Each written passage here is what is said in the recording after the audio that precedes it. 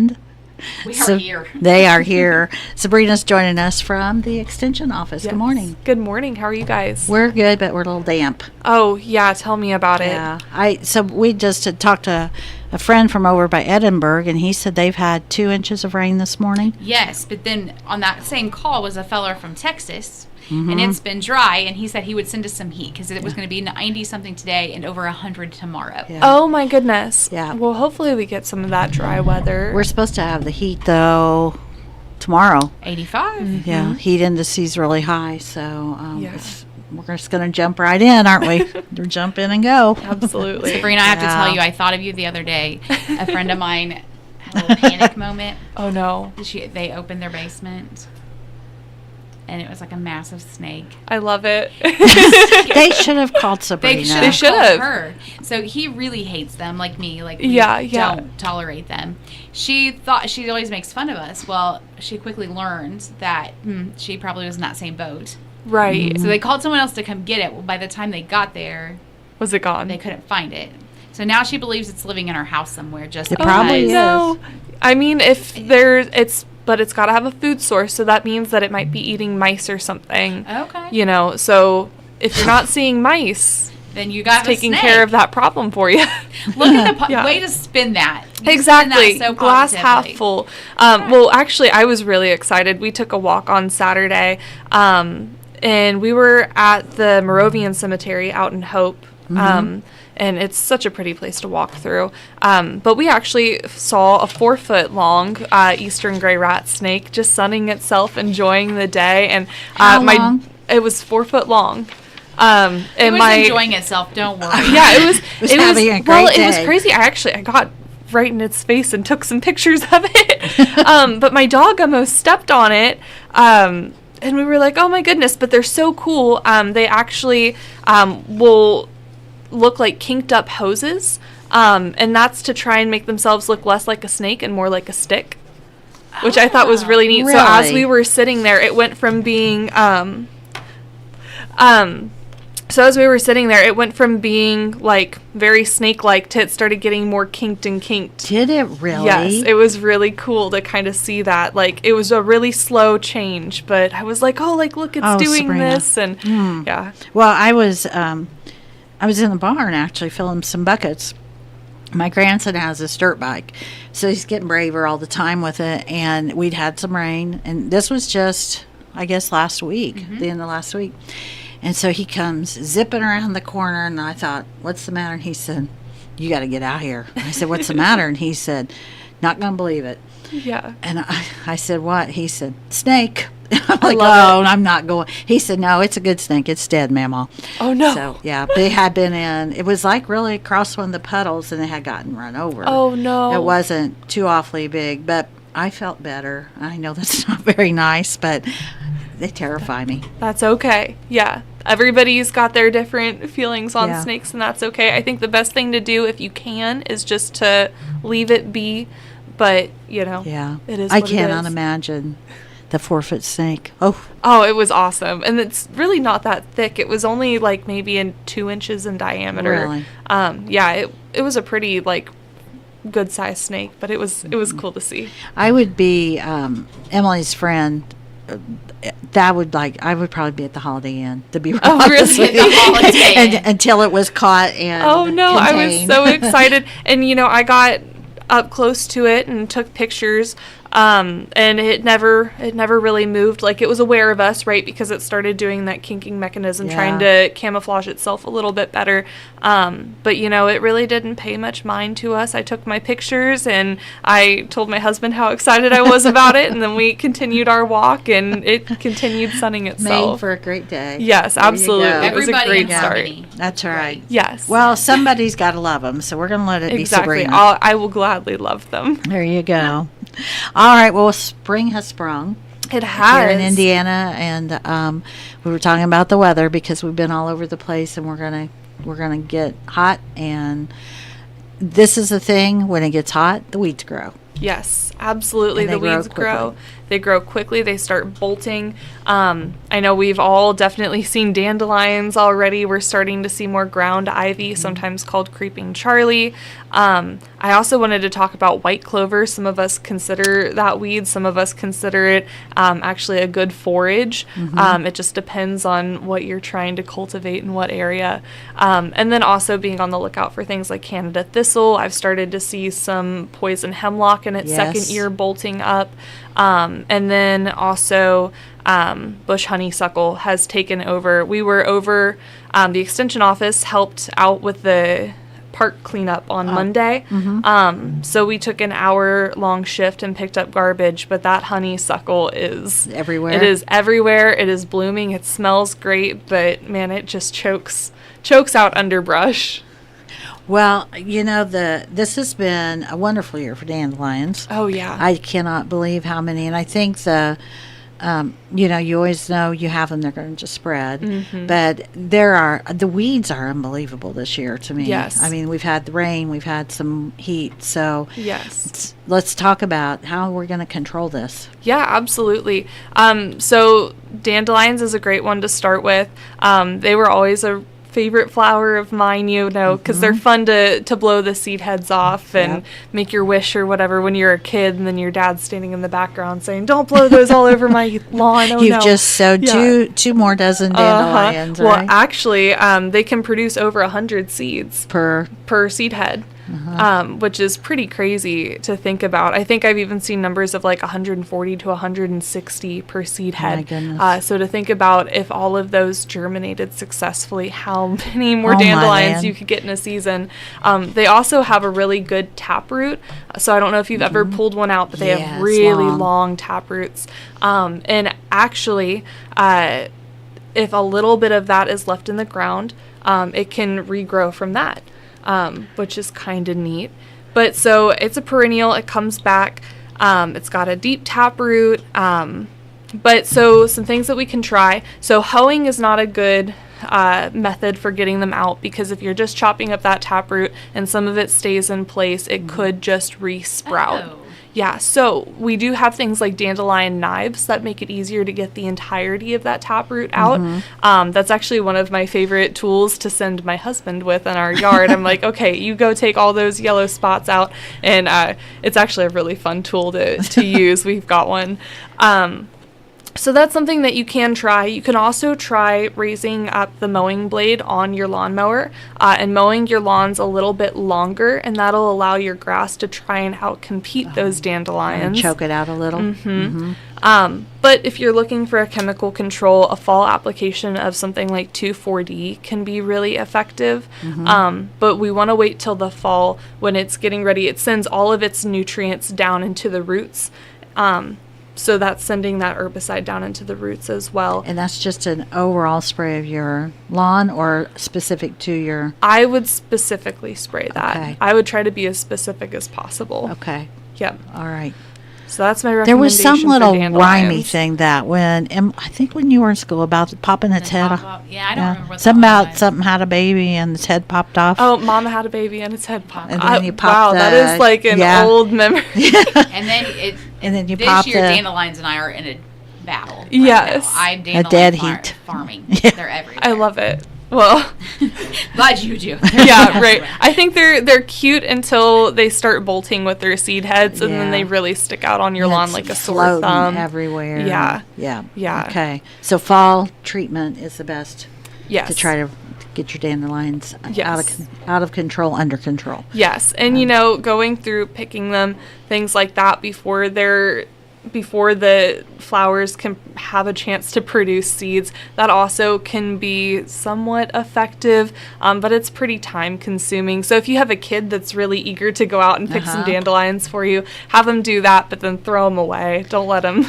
And my grandma, she grew up down in Kentucky, but that was a big deal when the very first fresh dandelions of the season came on, because she dug them, cleaned them, and they used them as greens. Yeah, absolutely. Dandelion salad was something that people would eat pretty often. I've also heard back in like the 50s when or 40s, when resources were scarce, some people actually made a type of dandelion coffee using the roots. Yeah, I thought that was kind of a neat fact to learn. Now, I'm not sure how good of coffee it would actually be. I don't think there's any actual caffeine in mind it. over matter thing on that one, probably. Yeah, you right? know? Yeah, just getting your fix in for the day, Yeah. almost like a tea. resourceful. Yeah, so you can eat dandelions. Okay. So another one that we're dealing with is ground ivy or creeping Charlie. That's actually one of the first questions I got when I started an extension, which I had never heard it called creeping Charlie before. And the client had called and said, "I've got creeping Charlie in my lawn." And I'm thinking, oh, I don't know if that's a That's the wrong number. Call 911. But I later found out that that's just another name for ground ivy. So that's a low-growing creeping perennial. It's got small purple flowers, and sometimes people confuse it with henbit, which is another naturalized weed that we see, especially in the spring. We'll see henbit and dead nettle coming up in like March and April timeframe. But now that we're getting later into the season, we're going to start seeing more of the flowers from that ground ivy. So it spreads pretty aggressively through something called stolons, which is an above ground root system, which can be very frustrating because it makes it very good at choking out your lawn and taking over areas. I know I've got Bermuda grass that also has stolons, and it's great for lawns, it's great for turf. It's not great if you've got a flower bed right nearby and it wants to grow through your flower bed. Sure. So it also, because it's got those stolons and it's low growing, it can survive mowing. Usually our mowers will miss it. So some cultural tips: try to improve drainage. It does love having wet soil, so improve your drainage. If you can, try to aerate or till your soils a little bit, and water deeply but less often, so allowing that top layer of the ground to fully dry out before watering again. Could be effective cultural controls, or a chemical control. You could try repeat treatments with a 2 or 3-way herbicide blend, looking for products with 2,4-D, dicamba, MCPP, or MCPA. Okay. Yeah, All but it right. is a really hard one to control. Invasive. Yes. Yeah. Very much so. Yeah. It takes over, which also something I thought was neat with all of these dandelions, ground ivy, and white clover, is that they're all non-native to the United States. So they've all been introduced. Most of them come from Europe or maybe the Eurasia area. But the next one we're going to talk about is white clover, and I think it's so neat because it's a really great legume. So it's high in protein. It's nitrogen fixing, so it's really good for the soil there. But it actually was brought over by shepherds. At least this is what I have heard, is that it was brought over by sheep herders from Europe, because they had a lot of it growing in Europe. They knew it was a good hardy forage and would do well. And now it's become naturalized in the Spread United all States. over. Yep, in North Awesome. America. Yeah. Yeah. So some people consider them a weed. It just depends on what you want growing in your lawn and what you consider a pest. I know I come from more the animal science background, so clover's kind of seen as like a good thing to have. Yeah. Ponies love it. Yes. Yeah. Yeah, ponies love it. It can cause some springtime bloat, but we should be mostly through that. I guess we're getting a lot of rain, so maybe keep your livestock off some heavy legume pastures right now. But so yeah, it's a low-growing legume that we see in lawns. It fixes nitrogen, which means that it can outcompete turf if you're not having good nitrogen application to your turf lawns. So your grass will do poorer, but your legumes have no problem there. So some people like it, some people see it as a weed. Some cultural tips, again, is raising that mowing height, trying to allow your grasses to outcompete, irrigating your lawns properly, and you could try overseeding with a cool season grass to help thicken your lawn. That clover really takes off in the spring, so having a cool season grass that's going to outcompete it could help slow it down. But if you're looking for chemical controls, similar to ivy, it responds best to treatments with herbicides that contain 2,4-D, dicamba, or MCPP. Okay. 2,4-D seems to be kind of the go-to. Yes, and I cannot for the life of me remember I'm using air quotes here, street name. I know glyphosate, a lot of people think Roundup, and I cannot remember what 2,4-D's common common name is. But if you're looking at herbicides, it'll list the active ingredient and it'll tell you 2,4-D or dicamba would be the active ingredient on there. Okay, cool. Yeah, Well, weeds drive people crazy. they do. They really do. Now, the one that I've battled is the poison hemlock. Oh my goodness. Yeah. So, Yeah. and it comes back with a vengeance. It does, yeah. If you don't get it under control in its first year, so it's a biannual, which means it comes back twice a year. And that first year, it is really hard to spot it because they grow in low-growing rosettes. They have a really good deep taproot, so they overwinter really well. And then, yeah, that second year, we're actually starting to see them bolt now. So you're going to see very long purple blotched stems. There are no, air quotes, hairs on them. And they've got white umbrella-like flowers on them. So they look really pretty, but they are really dangerous, especially if you ingest a lot of it. It can cause anything from nausea to death. So kind of a jump there in how much you would consume. But also it can cause some skin irritation if you get the sap or things like that on your skin as well. So And when they tend to grow very tall. they can grow, I've seen it as tall as 8 foot. They can get really, really tall. So yeah, that's a common one that we see. So with livestock or, just animals, even like you said, they could even irritate like the skin. Yeah. I mean, is that something that we need to be, they need to be, of course, controlled, but So if your concern is livestock, most livestock will avoid it fresh because it's got a very bitter taste. It also would take quite a bit of it, like in the case of a cow, to be ingested before it causes anything like death. However, if you are somebody that mows hay pasture, it's very important to make sure that you're not mowing that because when it's in hay and it's dried up, the animals can't differentiate what the grass from the hemlock as well, and they're more likely to have poisoning in that situation. Okay. And so if you are a livestock owner that buys hay, making sure that you know that your hay is I don't want to say ethically sourced. I mean, ethically sourced is good, but clean. yeah, that it's clean. Yeah. That your hay producer is doing their due diligence and you're getting a safe product. Yeah. Ask those questions. Yes. Okay. So if we were to treat that at home to try to eliminate the patch of it, what do we use? Yeah, absolutely. So the best time to control is its first year when it is in that low growing rosette stage, before it starts seeding out. You could try mowing, but I think the best thing to use is a chemical control, looking for products with triclopyr or triclopyr plus 2,4-D, and doing those applications in the fall before it starts to overwinter. Okay, in the fall. Yep. Okay. Yep, but you can mow in the spring, especially right now with those plants that are bolting, to try and reduce those seed heads from actually getting to proliferate. Yeah. Those darn tap roots, I know. they just go on forever. They're So a pain in the butt. they are. All right, Sabrina, we're going to take a quick commercial break, and we will be back with some more good tips for our outside weed control. Sounds good.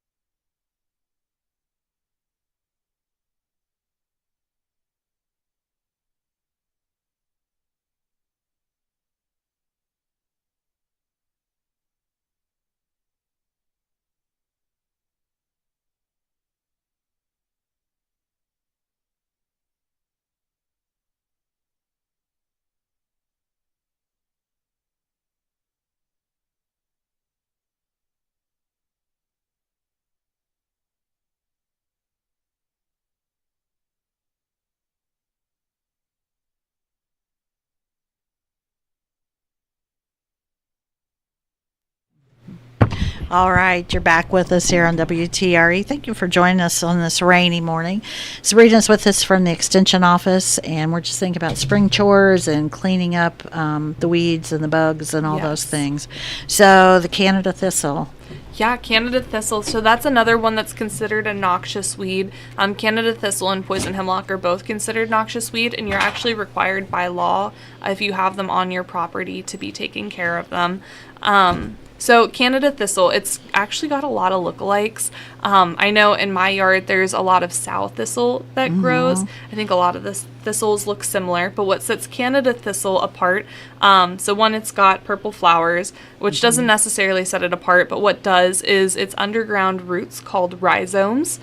So it will actually spread, so it sends out these underground shoots, these rhizomes, and they can send up stalks of their own. Really? So if you were to pull that plant out, it would be like an underground trail is coming up with it, and it might be connected to other plants through those rhizomes. Like a wiring system Yes. that goes out. So one thing I know with the thistle, too, it will get some height to it, too, if it's left unattended. Yes. Yeah, absolutely. They can get pretty tall. Coarse or thick stalks to it. Yes. Yep. Thick stalks, got some spines on them. They're not a very inviting looking No. plant. And yeah, so they are a noxious weed. They're highly invasive.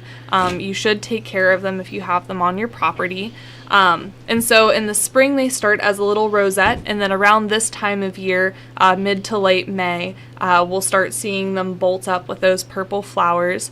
And then they actually will spread their seeds similar to dandelion, where those seeds can be blown Everywhere. around. And yep.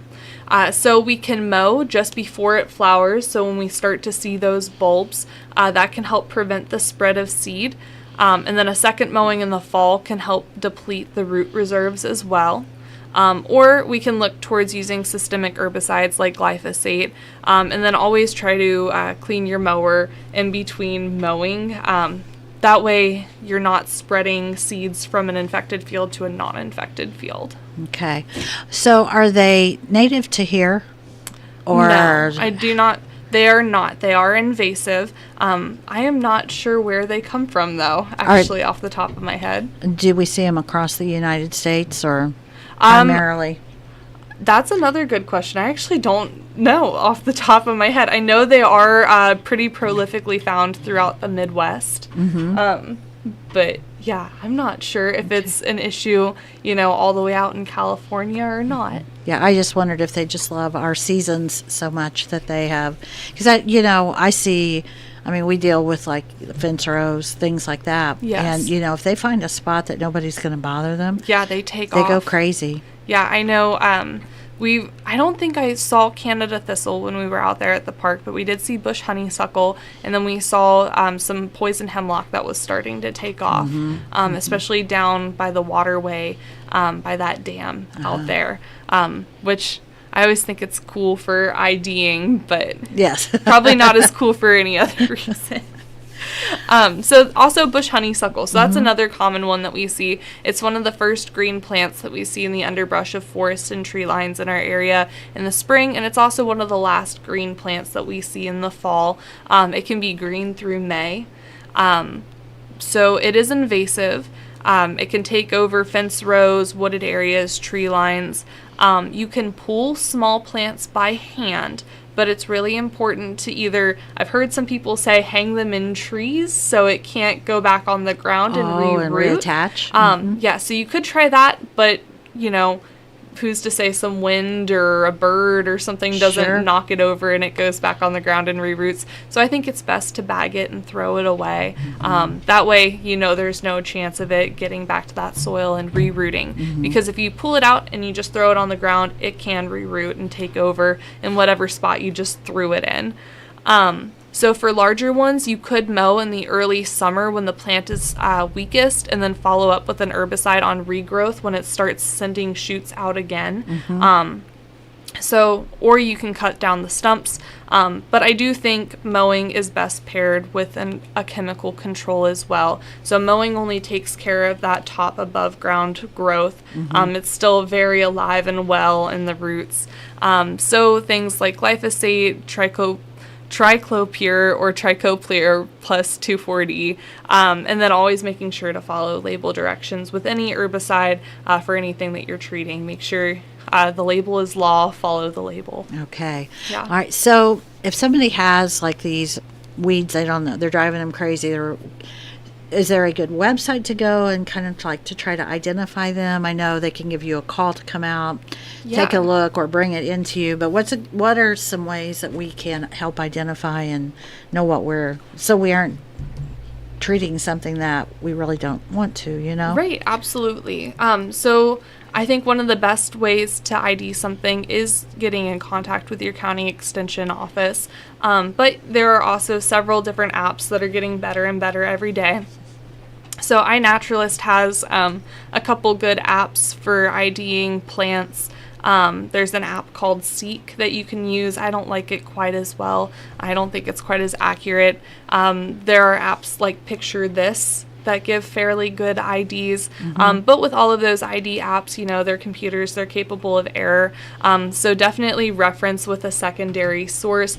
Or if you think it's similar but you're not quite sure, you can just send it off to us at the extension office and we can give you a hand with IDing those.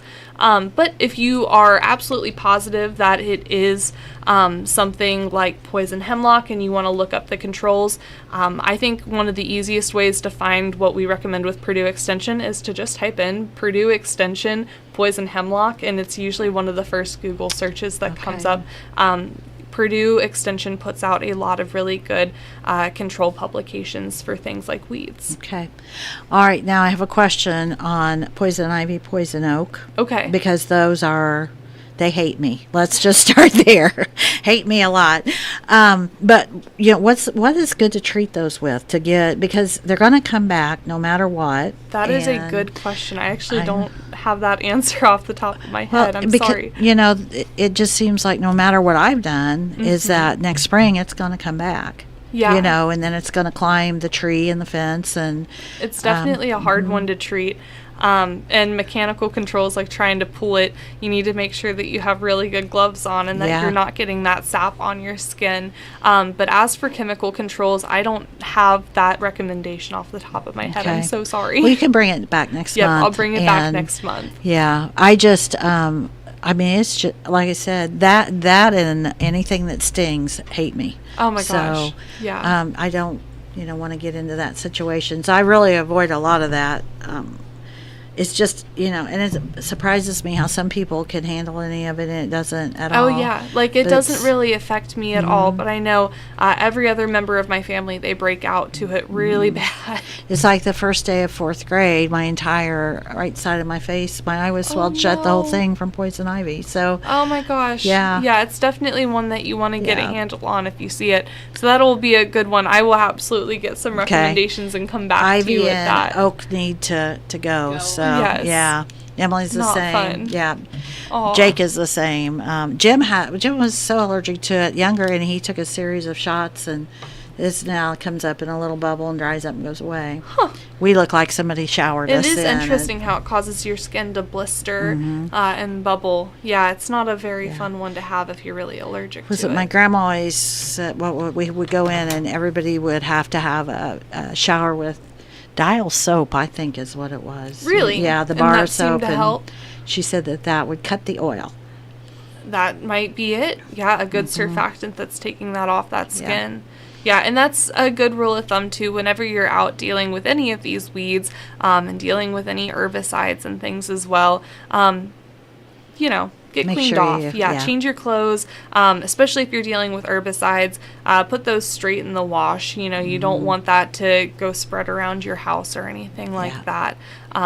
And get those oils off your skin. Absolutely. Yeah, try to keep those pieces of laundry separate from your others and get them washed. Yes, and that's a good way to keep things like ticks out of your house too, which we're going to start seeing more of. We are. Yes. Emily, do we need a quick break? Yeah, let's do one more. Okay, Be and we'll good. be right back, and we'll talk a little bit about those ticks and fleas. Yes. Okay.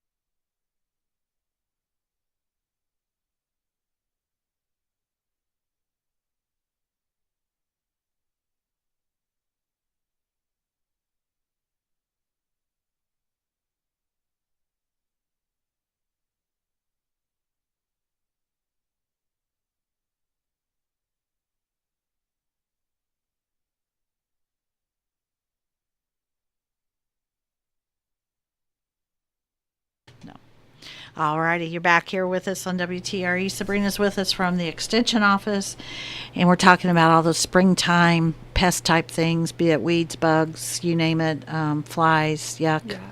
I mean, it's things we deal with, but it just seems like that once it gets warm, everything comes back to life, and then. Yes.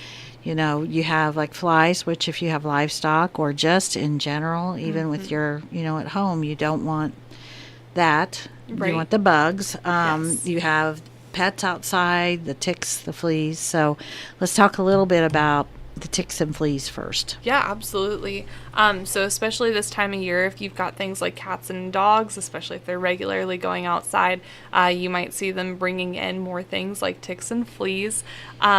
So making sure that you've got your pets on a good oral preventative or topical preventative to help keep those fleas and ticks off. They can really transfer a lot of not good Yes, diseases. for sure. Yes, and also so ticks and fleas, they also can get on you as well, and you want to keep them off you, out of your house. And something interesting about fleas is their eggs can exist dormant in carpets for a pretty long time, but they're activated by motion. So let's say you've got a room that you never go into that your 20-year-old cat used to sleep in all the time, and they've passed on.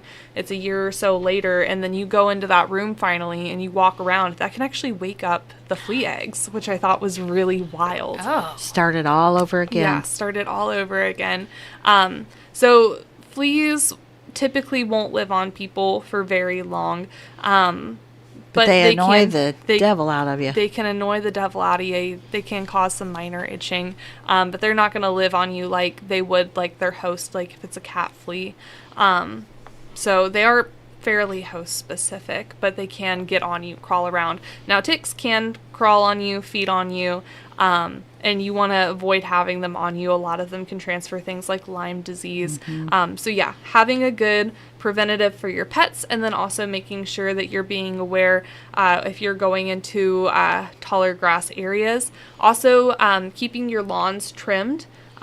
Or if you've got a nearby forest or field or whatnot, creating maybe a barrier of some sort where you keep the grass mowed really low year round. That kind of creates a moat. Those ticks and things, they spread the most through being on long pieces of grass, and they hook their hands out and they wait for something to walk by, and so that's how they get moved around. So if you don't have tall grass, they don't have a good way for them to get around. I have a dog that he just loves to roam and run, and but the other day he had, how they'll fill up, and it was huge. Yes. And we got it out, and of course made sure we had the head with it, but that's something that you have to absolutely really making watch. Sure that you've got all of that tick out.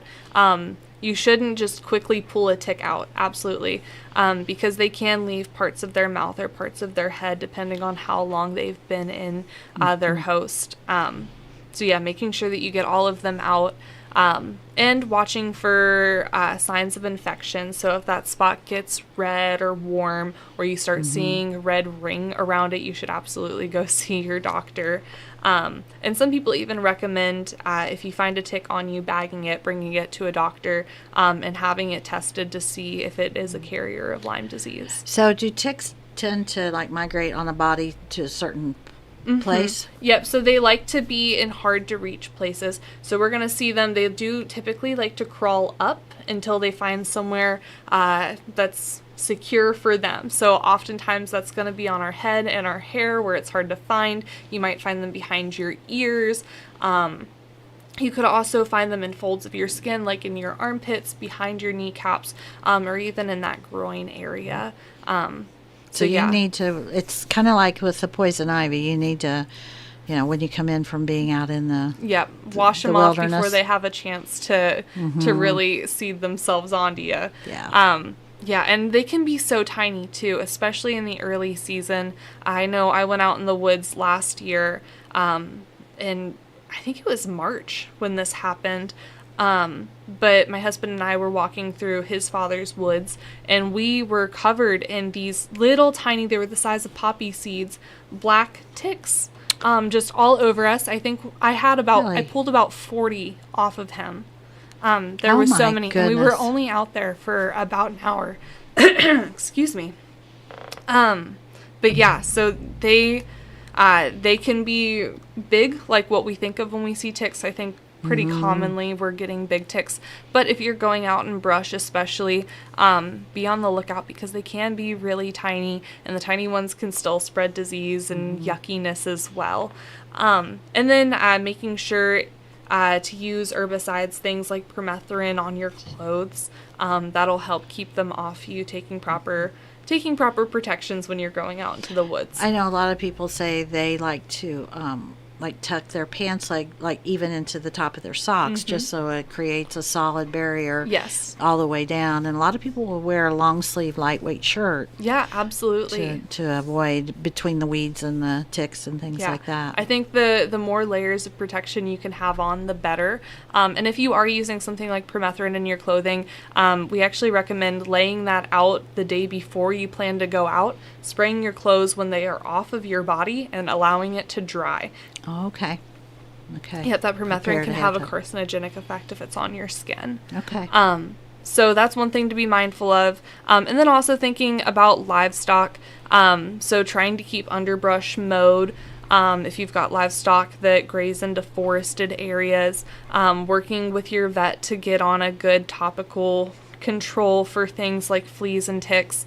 Also lice we might be seeing maybe a little bit less of now that our animals are getting out into the sun. I think lice is something that we see more in the Is winter. that something that deer is that what I'm thinking? Deer tend to have lice issues. They may, but lice Ticks? are... I think deer carry a lot of ticks. They might carry lice as well. But lice is species specific, so you don't have to worry about deer bringing in lice to your cattle, or if you have a goat and you take it to the vet and it's covered in lice, you don't have to shave your head or anything. Lice are species specific there. But that is something that we'll see a lot of in the winter when the animal's hair is thicker and they're not as exposed to sunlight. They can still be an issue in the summer, so making sure that you're on preventatives for that as well. Monitoring for things like signs of anemia, doing fecal tests as well to see if you need to be giving a wormer before your animals go out for the season are all really good practices to have. Okay. All right. So you really need to weed control. I mean, that's a Yeah. biggie. I mean, the Weed fleas, control's a big or one. the ticks, Yes. the yucky weeds, all that kind of Yes. stuff. So livestock too. We were talking a little bit fly season, and everybody hates that piece of it. Yes. If you have horses, you have cattle, you have any kind of livestock. And like we were talking, those are things that different ones treat different ways between ear tags or the fly control mineral, things like that. But like in your barn, things like that. I mean, have you got any? Yep. So doing things like traps. So you actually had a pretty neat trap that we talked about when we were I off the air that I did. thought was neat. I've tried it and it does work. But you take just like a 2-liter pop bottle, banana peel. I think it was like a cup or a cup and a half of sugar, and then a couple of cups of water. And what you do is you put the lid on that and shake it up good, and you let it set for like 24 hours. It kind of begins to ferment a little bit. Yeah. But then you take that cap off and hang it, and it will draw the flies in, and then they won't be And they able to can't get back out. Mm-hmm. Yeah, so that's a great way to make a trap. There's a couple different ways. But yeah, having traps out in your barns and things, especially if there's a place where it collects a lot of manure, that's a good way to draw them in. Those fly mineral blocks are good because they actually get into the manure piles and stop that cycle early on. But yeah, flies are a pain, and it's good to try and mitigate them as best you can because they can carry things like especially pink eye can be caused by Yes. flies. Also making sure that you're trying to keep your livestock areas as manure free as possible. That's also going to help, although I know that can be really tough at times, especially with things like cattle that I think they poop every time they stand up. Yeah. And cow pies are really great for flies to reproduce Yeah. in. Yeah. But yeah, so trying to keep those living areas clean for your animals. Also something that I have seen this time of year, especially with all the rain we've gotten, is something that some people refer to as mud fever. We can start to see irritation on hooves and the lower parts of animals' legs, especially if they're standing in wet pasture, wet ground for a long period of time. And this could be caused by a bacterial infection. So if you start to see signs of this, so you might see scabbing, you might see raw red skin, maybe getting in contact with your vet, especially if it's bacterially caused, they might need an antibiotic. And so with the new laws with antibiotics, you need to make sure that you've got a veterinary client-patient relationship. So you've got a good vet that you're working with, and if you don't have a vet that you have a strong relationship with, maybe starting that. Get established. Yes. Sure. Yep. Yeah. It's just, I think every day, especially now that we're into warm weather, every day you've really got to keep an eye on livestock and yourself and your pets, because there's just lots of pests out there. I know. It seems like, I don't know, the world throws so many things at us sometimes, and it's like we just want to graze our cattle and be happy and outside and warm. Why do all these water bugs need to be out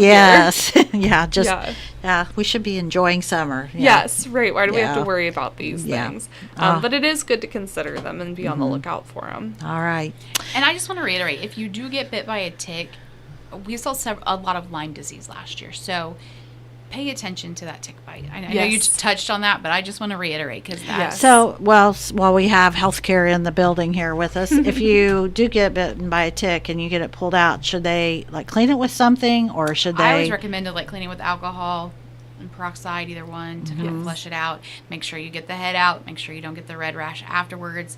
But fevers, chills, body aches are all signs that Lyme disease is sitting in. So really, really pay attention. And Lyme disease is one of those things that can be can forever. Hang on right? forever. Yes. Yeah. And I have a patient that's still from last year's when it came on, and she's still fighting with it. So now, is it true if you catch it early enough that you can actually reverse it and not have Lyme so disease? if it's starting very early and we do a round of antibiotics, that normally will take care of it. So don't just be like, well, I think the rash is going to go away. It's not. Yeah. It's not going to happen. Is it a bullseye? It's a bullseye. A yeah, bullseye. and it's a very distinct, very distinct bullseye. That's so interesting. Where we live and where there are, and this is the outdoors time, so many people are outside, and you don't want to give that up, but you do need to be very careful. Yes, absolutely. Be aware. So, all right. Well, Sabrina, I know fair time is coming up on us quick, isn't it? I can't believe it's May. I know. I was Middle of driving May. here and We're I in was the like, middle, this yeah. is crazy. Yeah. So fair time's coming up. I believe there is a tagging day this Saturday, if I'm not mistaken, or maybe the tagging day was last Saturday. I feel so bad. Chris and Nora would know. They do more of the 4-H side. So making sure your animals are getting them in good condition. Make sure you're walking your animals, getting them ready for the fair. Do all the things to get them The ready. season is here. Yes. So, yeah. I know. I'm excited for it. And you said you're working with the dog project? Yep. So I'm the dog leader for Decatur County. So we've started having our practices, which I have started bringing my dog this year. I was hesitant to last year, but we've got a couple more adult volunteers helping out. So I'm like, okay, if we need to, handle him, somebody else can be working with the kids, which is nice. But he's been really good. So we've got a couple new kids in that program. It's really exciting. We'll do obedience, showmanship, agility, and that happens July 5th.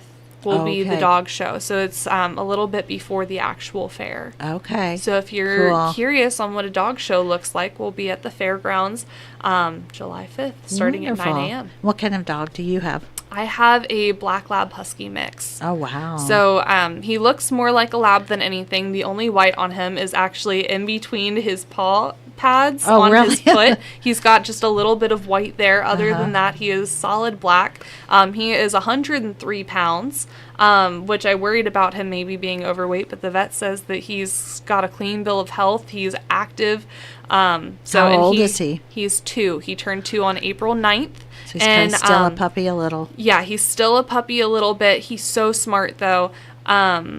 And actually, fun fact, I believe his dad is actually up for adoption at the animal shelter Aw. down here. Really? Which I was sad to see that on Facebook. I shared it around.